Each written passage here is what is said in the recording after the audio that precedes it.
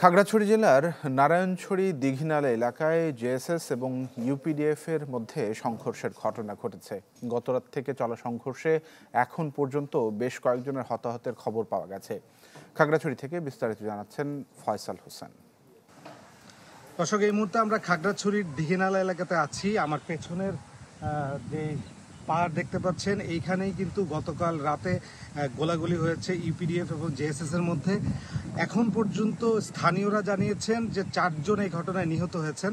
তবে স্থানীয় যে আইন শৃঙ্খলা বাহিনীর সদস্যরা আছেন তারা কিন্তু বলেছেন যে এই ঘটনায় তারা কতজন মারা গেছেন সেই ব্যাপারে এখনো নিশ্চিত না। আমরা ইউপিডিএফ এর অনেকের সাথে কথা বলেছি যারা শীর্ষ পর্যায়ে আছেন, তারাও কিন্তু নিহতর ঘটনাটি অস্বীকার করেছেন। পুরো এলাকায় থমথমে পরিস্থিতি বিরাজ করছে। এলাকাটিতে সেনাবাহিনীর টহল বাড়ানো হয়েছে।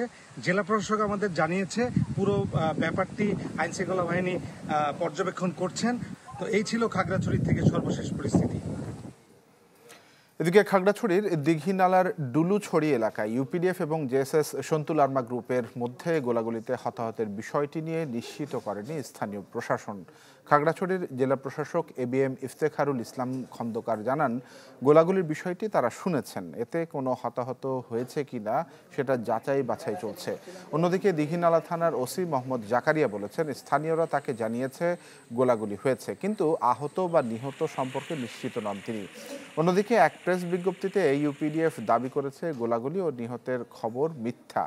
রাজনৈতিক ও আধিপত্য বিস্তার নিয়ে দীর্ঘদিন থেকেই সংঘাত চলছে পার্বত্য জেলাগুলোতে, যা নিয়ে সম্প্রতি কয়েকটি গোলাগুলির ঘটনাতে উত্তেজনা বিরাজ করছে।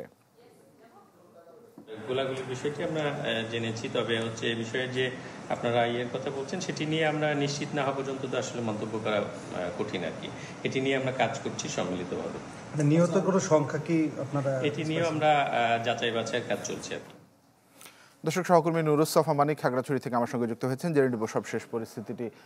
মানিক, বলা হচ্ছিল যে হতাহতের বিষয়টি যে এখনো পর্যন্ত নিশ্চিত হওয়া যায়নি, সেই বিষয়ে কোনো তথ্য আছে কিনা, আর সব মিলিয়ে এখন সার্বিক পরিস্থিতিটি কেমন?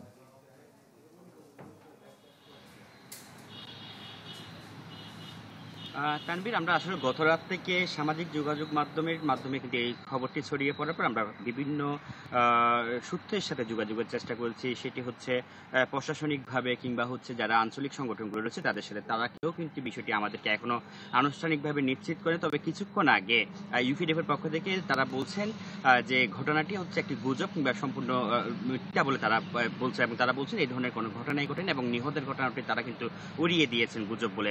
তবে যে গোলাগুলির ঘটনা যে গত রাতে দীঘিনালার নারায়ণছড়ি এলাকা এবং এর আগেও আমরা দেখেছি অনেক জায়গায় কিন্তু গোলাগুলির ঘটনাগুলো ঘটছে। বিশেষ করে আধিপত্য বিস্তারকে কেন্দ্র করে ইউপিডিএফ, জেএসএস এবং অন্যান্য যেসব আঞ্চলিক সংগঠনগুলো রয়েছে এখানে, বিশেষ করে যারা সশস্ত্র রাজনীতির সাথে সম্পৃক্ত, তারা কিন্তু এই আধিপত্য বিস্তার নিয়ে কিন্তু তারা কিন্তু প্রতিনিয়ত কিন্তু গোলাগুলি করছেন। আমরা তার জন্য কিন্তু আমরা যদি বলি যে নিকটবর্তী, অর্থাৎ গেল মাসে আমরা দেখেছি যে পানছড়ির বিপরীত অংশে, যেটি ভারতের ত্রিপুরা রাজ্যের একটি অংশে, সেখানে আমরা দেখেছি সেখানে প্রায় 13 জনের মতো জেএসএস এর যারা সদস্য সংগঠন ছিল কর্মী, তারা কিন্তু সেই পারে আহত অবস্থায় যাওয়ার পর তারা চিকিৎসার জন্য গিয়েছিল ভারতের একটি অংশে।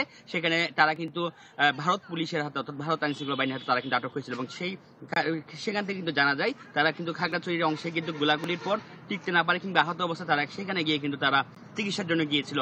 এবং আমরা দেখছি প্রতিনিয়ত এই যে খাগড়াছড়ির বিভিন্ন উপজেলা, পানছড়ি, মাটিরাঙ্গা কিংবা দীঘিনালা, এসব যে সীমান্তবর্তী এলাকাগুলো রয়েছে সেসব এলাকায় কিন্তু প্রতিনিয়ত কিন্তু গোলাগুলি হচ্ছে যে আঞ্চলিক সংগঠনগুলো রয়েছে তাদের মধ্যে। এবং গত রাতও কিন্তু তেমন একটি ঘটনা ঘটে বলে আমরা খবর পেয়েছি এবং স্থানীয় সূত্র এবং পুলিশের যিনি ওসি রয়েছেন জাকারিয়া, তার সাথে আমি কথা বলেছি। তিনি বলছেন যে গোলাগুলির খবরটি তিনি শুনেছেন, স্থানীয়দের তাকে জানিয়েছেন এবং প্রায় 300 থেকে 400 রাউন্ডের মতো গোলাগুলি হয়েছে, যেটি শুধু হয়তোবা সেটি জনাকীর্ণ এলাকা কিংবা লোকজন কম বলে কিন্তু সেই এলাকাটি কিন্তু হতাহত তেমন যদি অস্বীকার করতে তারা, তবে কিন্তু সেই ধরনের ঘটনা, তবে সেটি যদি লোকালয়ে এসে হয় তবে কিন্তু বড় ধরনের হতাহত হতে পারে বলে ধারণা করছেন এখানকার স্থানীয়রা। এবং তারা বলছেন আইন শৃঙ্খলা বাহিনী যাতে তৎপরতার মাধ্যমে যাতে এই বিষয়গুলোকে দমন করে। এ ছিল আমার কাছে খাগড়াছড়ি থেকে খবরাখবর।